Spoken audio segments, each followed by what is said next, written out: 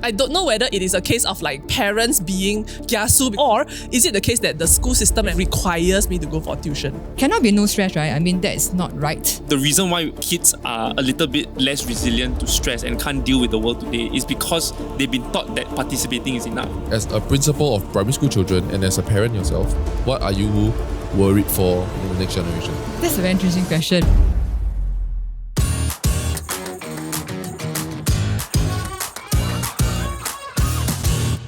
We are back for the other episode. Yay! We've been here for 3 weeks. And we're back in the same clothes. If you haven't seen what we talked about in the last episode, do go and catch that so you don't get lost. Now Chinese teachers, they can pull ear. 不可以啦. Last time your teacher Which year cannot? I just want to understand my Chinese teachers. Actually, last time, even my time, when my Chinese teacher was a bit more physical. It's always the Chinese teacher. No lah, not true. No. Must be fair to them. The one that hit my, don't say hit, the attempted on my brother is the English teacher. No, but it's not just the pull, it's the pull and then twist. Right? No have lah. No. But my ear will bleed on it. But also my Chinese is bad. Like you're angry, I understand. Okay. If you need to hit somebody, it's you. I get it. It's me. I get it. Yeah. No. So it's proportionate to the performance. They really pull until here would tear the bottom of my earlobe tear out a little bit. Then got red, got dry blood that kind. It never like drip. So when I go back and shower, I need to scratch out like scared every day. Jeez. But I'm very old lah. This is a long time ago. Is it like you very also really quite like, act out in front of the never. teacher? Really never. It's simple things like talking. Like you talkative with your it's not like you scold, then shut up, I don't want to learn. It's not like that. It's like everybody sit down and then we count pihua together, right? Then we just like laugh lah, we play, like finger puppet, that kind of thing, right? Then he give you like maybe one warning, second warning.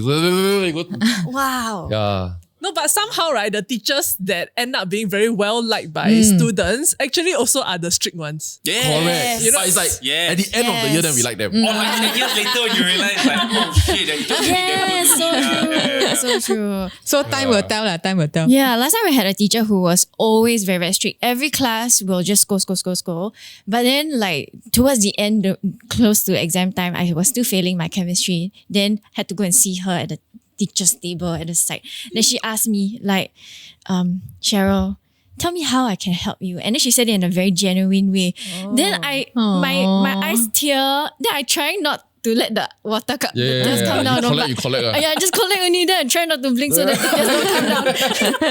But I was so touched because then I realized that actually she's so fierce, right? And everybody don't like her and always make fun of her because of her voice. It was very unique.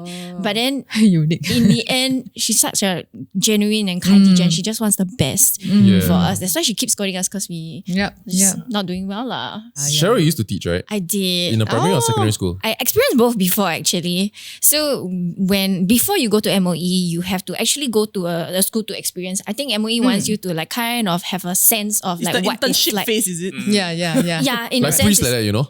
or doctor. Yeah. They want to make sure you are really okay. Now that you're principal, do you get the same amount of interaction with the kids as compared to in the past when you were teaching? That's a very interesting question because I really didn't think I would be a teacher, actually. So after every lesson, I will go up to the class and then I will mimic the teacher. It's a roast. For example, if let's say this teacher did something I thought was really funny, then I'll replicate it. As a student, As a student. But as a principal, you go. But as a principal, Mr. Chana with the but as a principal, you must see what happened during my meeting as well. It's like we really laugh until because we do all kinds of things. But I think that's very innate, the desire to have fun. Yeah. So with that, I said, I better don't be a teacher. I cannot imagine what would people do to me. So I tell myself I cannot be a teacher. Right. But in any case, I became one because I was inspired by my JC teacher whom I felt really showed a lot of care. And at time, of course, I also a newfound faith. I thought, I think teaching really is a place that I can really do something very worthwhile. So then I became a teacher. So I spent a lot of time with students, bringing them for competition, cheering them on, counseling, and all kinds of things. I just love being in class with the children. So when my principal, my boss at the time, said, can you take on a leadership role? Then I was like, no, because then it will mean lesser time with the kids, right? I said, cannot. I love to be in the class. But she's very persuasive. She's very nice. She's really very nice. So it's very hard to say no. Then she come a few times and she say, it's okay. If you don't like, then just step down. Don't reject me, just try. So if you care for the kids, then you can do more, right? Across the levels and beyond your class. So I thought, okay, that makes sense. So I tried. So with that, then after a few years, then I went to Northlight School. I'm not sure whether you know Northlight School. So I went there because I really wanted to serve because I was doing work on pupil welfare. Northlight School is a place where children who cannot quite pass PSLE. So for various reasons, a lot of them would have learning needs and so on. So they struggle. So they go to Northlight School. Okay. So it's a place that we really want to create possibilities for them. So when I was there, then I was HOD. Then the vice principal asked me, okay, I think it's time to consider taking on leadership, at maybe a vice principal role. Then I said, no. That would really mean I have no class. Yeah. I cannot. I really need to have a class. I need to feel that I'm in charge. This is my own, and I'm the mother hen, kind of feeling. So I said, I don't want to give that up. Then I said, anyway, I also don't think I can. Then he very cool and he looked at me and said, do you know that you can actually plan? Who say you cannot own a class? Who say you cannot have time with the children? Anyway, if we have observed that you can do and you kept on saying you cannot, I think that's false humility. I was like, Wow. Just my thing. Okay, but because I have deep respect for him, he really loves the children as well. He really definitely doesn't sit in the office type. It's all over because he really will work very hard for the kids. So out of that deep respect, I said, okay, let me try. And that's why I then became a vice principal and then at Setnix. Nice. Right. Yeah. Do you still have parents who maybe come to you after realizing that, my child is in a class with another child that is disruptive or, has a bad reputation? Will they come? Have you ever had parents come to you and say, I don't want my child to... Of course. Then I'll ask them, so which class do you want? Which class? No, of course not. No, you think me on the first buffet. No, of course not. There will be cases like that. Then we will have to manage one-on-one and help to understand what is the issue that they want to shift. Because if let's say it's hearsay, this child had certain reputation, but your child didn't personally receive, then again you are just believing what you have heard. But it's not very fair, right? So likewise, if let's say if people who talk about your son like that, and I don't think you will enjoy if I say I want to change your son out. So unless there are very clear indicators, and indeed there were some incidents or things that really did happen, then we of course look at the overall well-being of having them in the same class. We will consider, is it good or not? So it's not like I will also say, okay, I completely won't handle, but I think we want to be, we are going to consider every case and see how we can best meet and take care of every child. Over the years, do you feel like parents have become more fixated on the child's grades, succeeding in school and then causing a lot of pressure onto the child, or actually no? Maybe because I'm a principal for also not so long, for 10 years only lah. Huh? No. Okay, That's my entire career. okay. So I think what I'm trying to say is more that I didn't see that huge change. Because maybe it's in general, Singaporeans, we have that sense of excellence we want to pursue. I think it's just very innate. We generally want to do that. Does it frustrate you that sometimes it comes at the expense of the welfare of the child? So what I'm happy and thankful is that Mr. Lee Kuan Yew's IC number S0000003E. Wait, why do you know this? I found it online. So actually it's quite interesting. I recently learned, right, that after Singapore first became independent, there were about 1 million people that had to go and register to become our first citizens. It's intriguing because it doesn't occur to me that this is something you need to do. But back then, literally one day, Singapore didn't exist, and the next day, welcome to the newly independent Singapura, your citizens. So that means that the first citizens were essentially the founding fathers. There were quite a few of them that are significant to our founding years. So each of them actually carry quite an interesting piece of our Singapore story. And that's why, if you've heard of the Founders Memorial, they're actually doing quite an interesting initiative right now called Project Citizens, the First Million, where they are gathering stories to give us an inside look to how our founding generation lived and built our country and what we might be able to learn from them. Wow, where can I check this out? Actually, this is happening right now across Singapore in various community hubs, libraries. And maybe we'll put a link down below if you want to check out where you can go and see this, right? And if you're interested in getting more involved, they're actually looking for facilitators to help with their senior engagement program, which is essentially gathering these stories. So you can head to the same website to find out more. Beyond that, if you have any other ideas on how to make, a difference in our community, you have initiatives such as this that you want to start, you can go and check out the Singapore Government Partnerships Office at sgpo.gov.sg. Amazing. And who knows, you might actually know someone who gets featured. Even your grandparents might have some of these early citizen stories. Actually, now that you mention it, right, I remember seeing a book, right, my grandpa was inside because he opened one of the first few spectacle shops in Singapore. That's not bad. You should get him to join the senior engagement program. I shall try. Yeah. Back to the episode for now though. Does it frustrate you that sometimes it comes at the expense of the welfare of the child? So what I'm happy and thankful is that as a principal, I can make the decision. Oh. Okay. Okay, I'll give you an example. You see, primary 6 is a PSLE year and then people are generally very tense. So I felt that that's not good. And we have surveys with the children and all that. And I really meet every P6 child. So I want to really hear and ensure their well-being. Instead of cancelling, say, my VIA program, Values in Action, that means VIP. That means you go and do community service, right? Okay. Instead of cancelling that, instead of cancelling learning journeys, to me, we continue all these things. Now, why? Because my message is very simple. PSLE is important. In fact, it's your child's responsibility as a student. But it cannot define your child. And it really should not be just everything your child focusing on this year.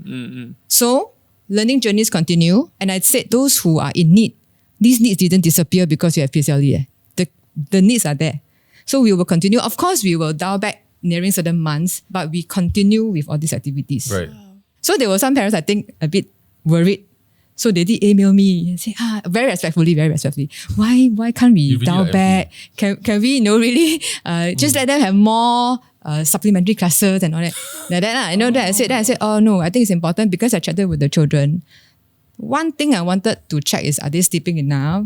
How much time they still have for themselves, like hobbies and all that, right? I mean, you cannot just be so stuck in preparing for exam. You really need to have things that still help you to enjoy, relax. Then that is overall being.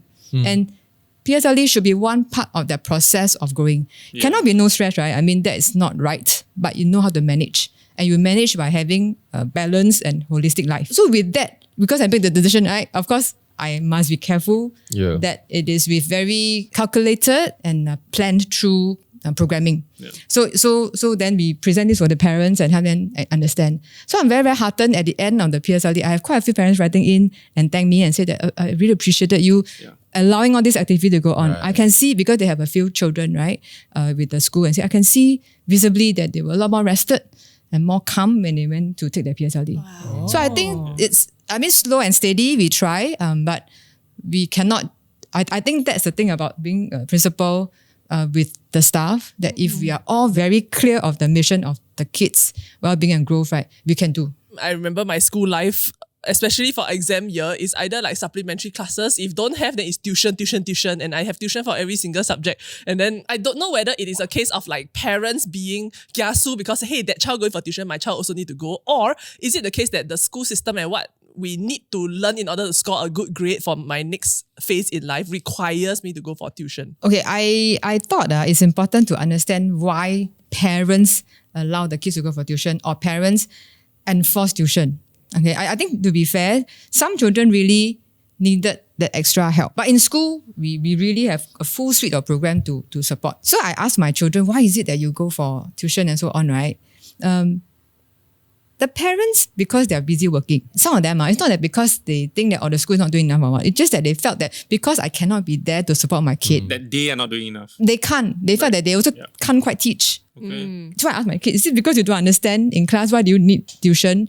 They said, oh, no, I understand. But because I needed somebody to my parents can't be with me, and sometimes I felt that I don't have discipline, so the tutor sits with me to finish the work. Oh. So, but then what we do in school, to me is important with our teachers. We will look at the well-being of the kid. If the kid now say, I don't have enough sleep, fall asleep in class, or cannot hand in the homework, or because need to do tuition homework, that's where we need to come in and have conversation with the parents. The priorities must be set right. Right. So if let's say this by right, tuition is supposed to so-called help you, then it becomes now competing with the priorities in school, then that cannot. You do well in school, but if it competes with school, it's becoming a problem. Right. So and again, I really still think it stems from the heart of the parents wanting to just support the kid to the best they can. Actually, our interview with Glenn Yong was the thing that actually changed my perspective on it. It was so I've always been on an anti-tuition like thing. I've never needed tuition. I did well in school. I got good grades, and I felt like and my sister was the same also.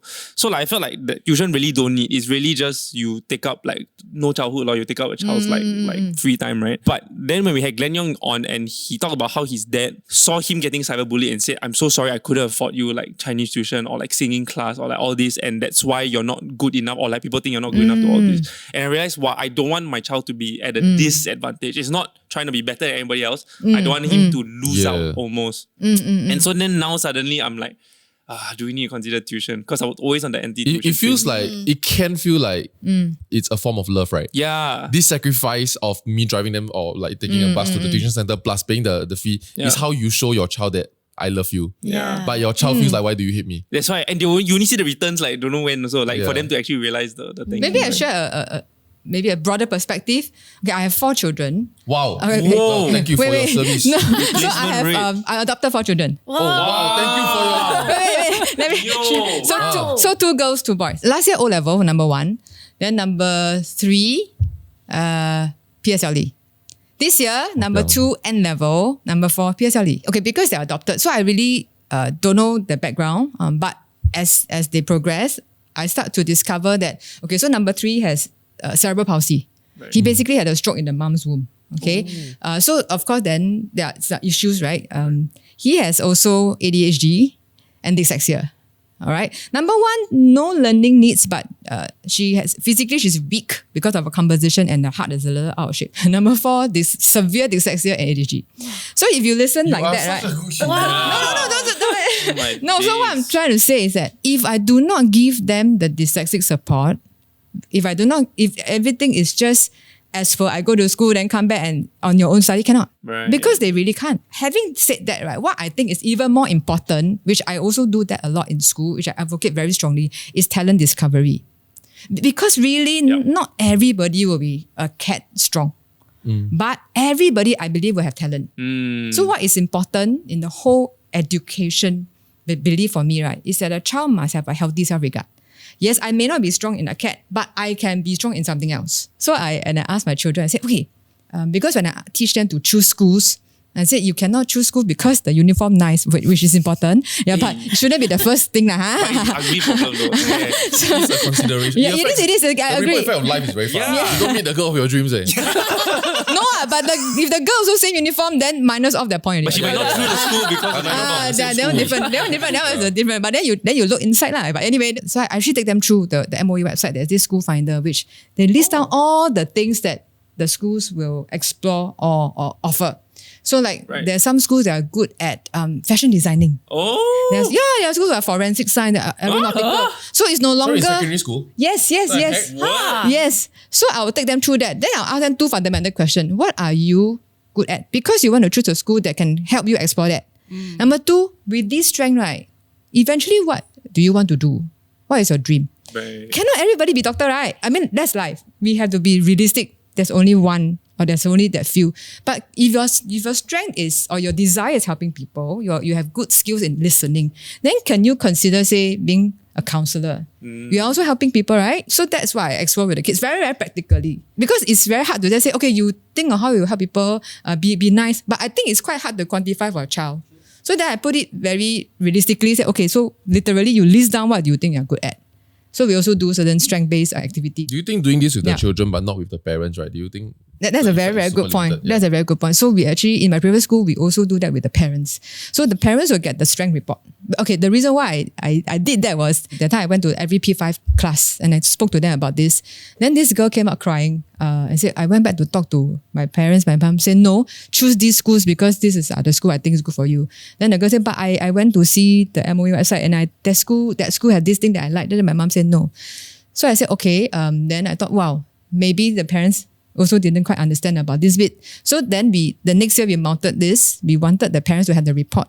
And then we explained to the parents how they can use that as a conversation starter with the kids. So they have a better understanding of, besides just talking about a cat, the results, actually the children will be very appreciative having you knowing that I have other strength and very, very tangible because in the report. Right. So that actually helped them to hopefully have a different mindset of the choice of schools and then career.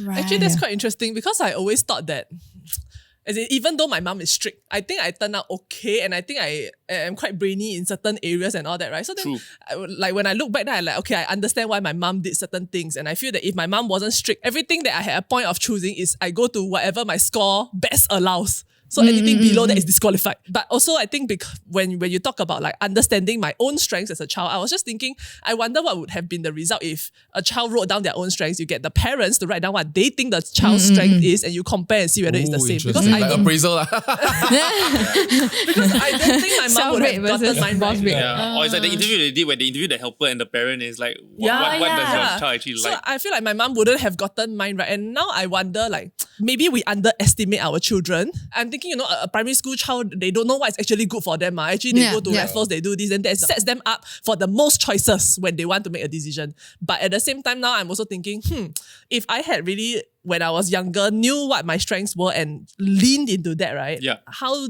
differently or happier or stronger connection, I don't know, with my work and all that would I have had? Therefore, in schools program, there must be a lot of opportunities from P1 all the way up to discover strength, anything. So that, and every juncture, right, we celebrate. Yep. It means a lot to the child because somebody is seeing me for who I am. So every time the child, let's say, improve 2 marks, the teacher can then send the child to the office. The child can then take a photo with Mr. Bear. Oh. And then Which is your school mascot. something like that. So I started off in my previous school. Also, Mr. Bear follows. Okay. But I changed the bear. I left the bear back in the other school. And then have a sweet treat or a snack or something. I'll take a photo, then I'll send to the parents. Wow. Okay, very simple. I just wanted the child to know that we celebrate every little thing. Yeah. And then I want the parents to know that we appreciate the child for that. So it's very cute, right? You see the little child come and then after that, long lines and all that. But it's a joy. It's a joy to see them. I want to improve. And I have somebody, even if I help somebody, you also can come. So then there was this, then I received an email, I think I was about to be posted out to the new school. This parent wrote, said, by right, my child's supposed to come twice to see Mr. Bear. However, that both times she felt ill. So she didn't see Mr. Bear. Is it okay that you arrange a time for her to come and see Mr. Bear before you go? Yeah, very cute, right? Then after that, she went and say, I want to say that you have totally demystified the role of a principal and the office of a principal. Because every time people say, go see principal. Yeah. Principal office is always okay, that's it, but then they really want to go to see Mr. Bear in your office. Wow. So very cute, right? Then after that, she add on like, by the way, if it's okay, can I also come?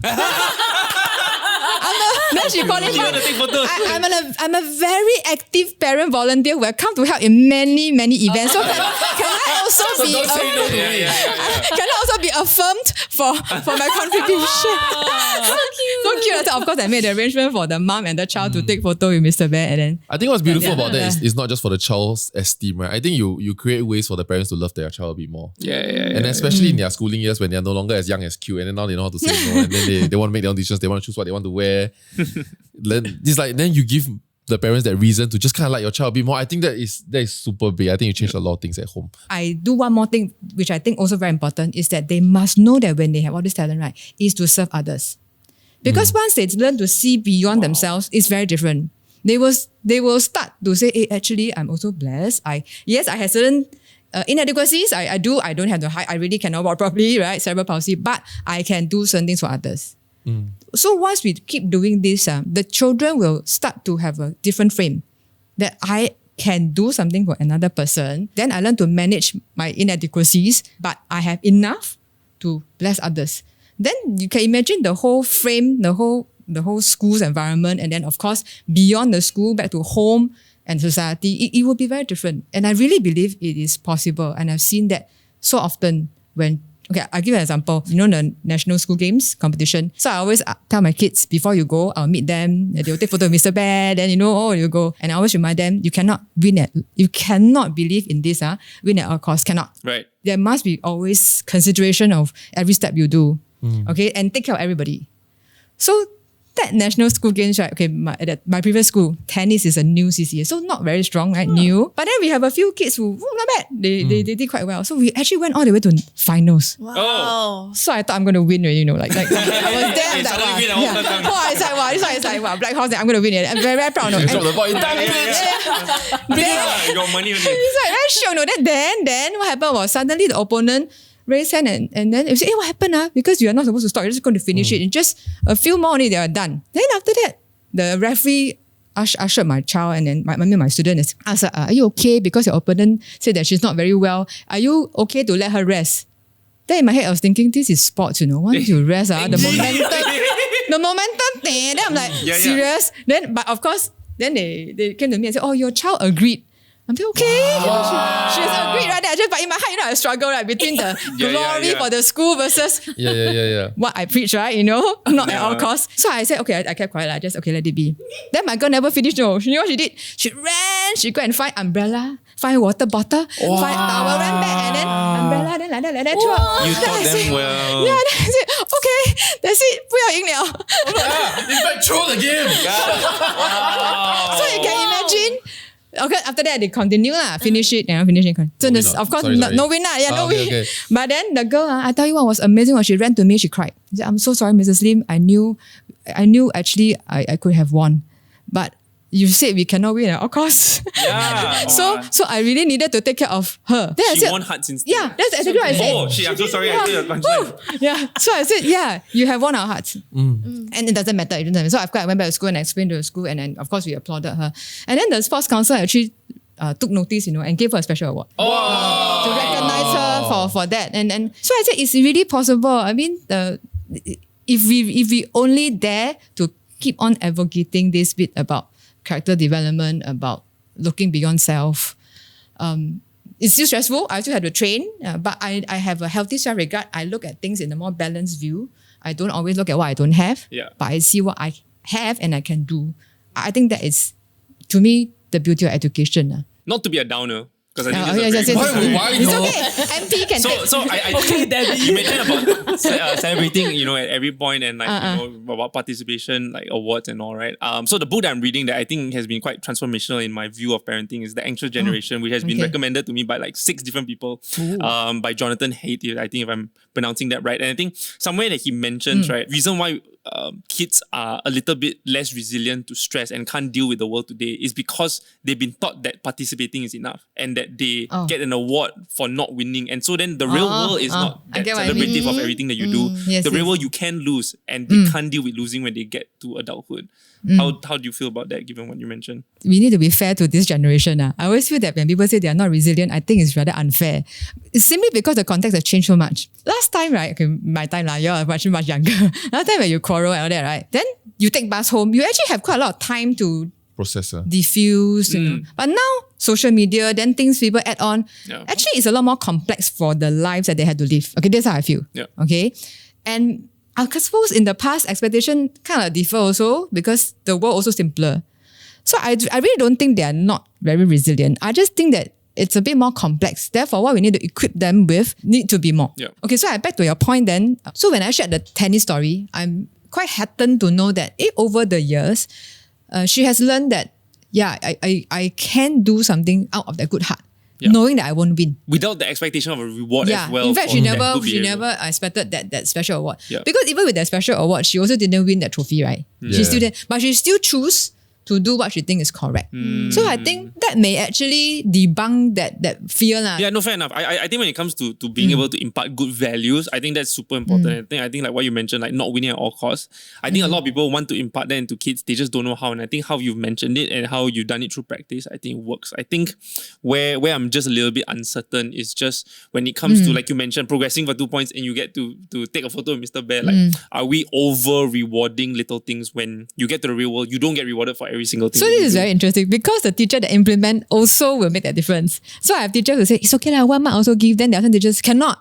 Then no standard. Yeah. Which I think is still good. That means the child will still have to manage that. Yeah, cannot negotiate. Hopefully that will, if let's say we want to do that rewarding bit, then I think to balance it off, there must be this consideration of you still must hold to a certain standard. What is your baseline? If your baseline cannot be to a point of, then everything is celebrated to the point I do not know what are we celebrating. Yeah. Hopefully, with that extrinsic motivation, then over time, it built inside that intrinsic, and you know why I still will need to do this thing despite not getting that award or that trophy. Yeah. On that note, I want to ask you, like, as a principal of primary school children and as a parent yourself, what are you worried for in the next generation? Okay, I am a very patriotic Singaporean. I believe very much that what we have done so far in MOE, of course, we can never say we are perfect, but I really believe we are very strong in many ways.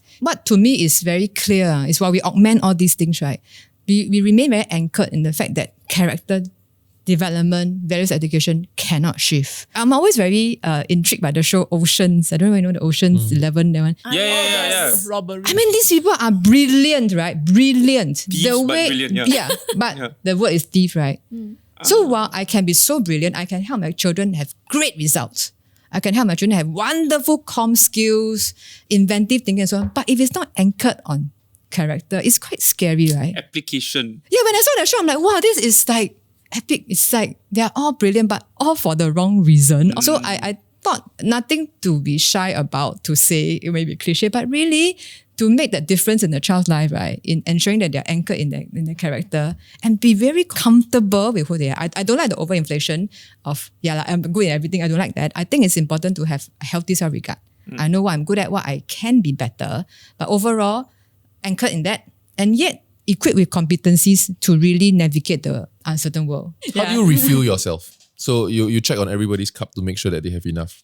Who checks your cup? Okay, one simple thing I do is every time there's people visiting Mr. Bear, that fills my cup. So when I go to recesses and I chit-chat with the kids, that fills my cup. Every time I solve a problem, okay, for example, when I walk, and so I notice that one side of the building constantly have that glare.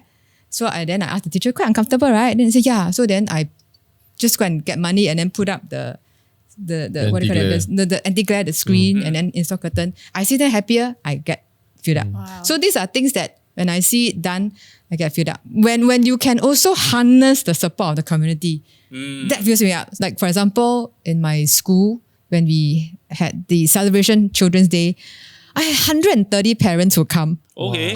So that they can set up booths and every child will have they even tell us, make sure they bring bags because they will have a lot of things. So the joy of seeing parents coming on board and then when the children see their parents come, they're also very happy. So that's one aspect. And the other aspect was my previous school, MRT just was kind of done up. So I was very happy because the school is kind of like on a hill. Right. Then to get into the school, you need to really climb up the hill, and then there is this like the main gate is there. I can really see the MRT, but the walk is very, very long.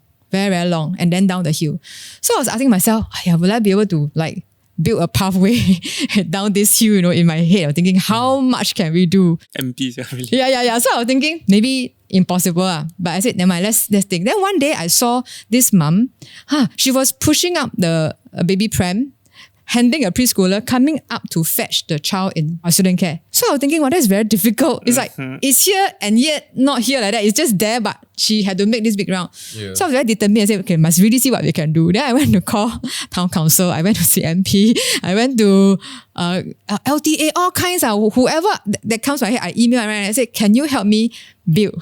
I even asked my board, do you have money? Can we buy land so that I can? Then I called LTA and they said, no, you cannot buy land. Nobody sell land like that. I said, okay, what can I do? But long story short, I was very grateful because in the end, there were so many people who came to help. Many engineers came and said, it's very difficult because the slope and the gradient. But I said, please don't say no because, you just look at all the things that the kids got to climb. And then, interestingly, near the North-South corridor, right, this huge, massive North-South corridor that's now being constructed. So they brought in the company that was doing this thing. Then very interestingly, when they came in, the primary one kids very cute one, right? I didn't plan it that way, but so happened when the whole group of managers and engineers came, then of course I already did tell the kids that there will be visitors, make sure you greet them. So these P1 kids running around, hello uncle, good morning uncle. Then this manager looked at them and said, oh, you're so cute. So I went like, yeah, so please protect them. Can you do something? can you do something for me? Can you do something? Very poor thing, Then he said, look. And it's Korean, they're Korean. Okay, let's see what we can do. Wow. And really, I was so grateful. Within months, pathway was built. And then they asked me, raining can be dangerous. Do you want us to also build a shelter? I said, I said, I'll shout out inconvenient, but if you think you please do so. The everyone keeps lining up behind her. So cute. So in the end, it was done up. And I was very grateful. And then I remember it was during Chinese New Year period. And then he went and said, we want to have this opening ceremony. I said, okay. And then I because you're Chinese, right? So I bought you the Chinese or the orange tray there to put there so that we know this is a path that you can walk. How sweet, right? So these are things that really fill my cup because they really don't have to.